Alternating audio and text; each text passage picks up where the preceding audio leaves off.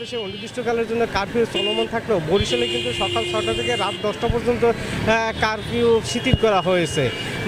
এমনটাই জানিয়েছেন বরিশাল জেলা প্রশাসক মোহাম্মদ শহীদুল ইসলাম।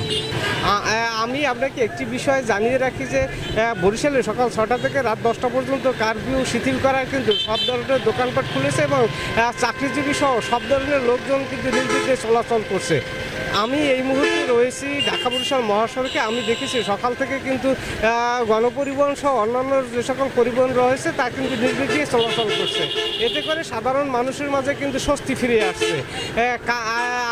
কারফিউ শিথিল করার পরিপ্রেক্ষিতে কিন্তু আইন শৃঙ্খলা বাহিনী, বিশেষ করে যদি সেনাবাহিনী, র্যাব, ডিজিবি, পুলিশ সহ অন্যান্য যে আইন শৃঙ্খলা বাহিনী রয়েছে তারা কিন্তু তৎপর রয়েছে।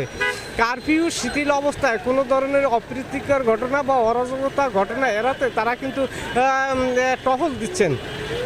তবে একথা যদি বলি যে বরিশালের কিন্তু সাধারণ মানুষের মধ্যে যে ভয়ভীতি ছিল তা কিন্তু এখন আর নাই। তারা কিন্তু স্বাভাবিকভাবেই জীবনযাপন করছে। বরিশাল থেকে এই ছিল আমার কাছে সর্বশেষ।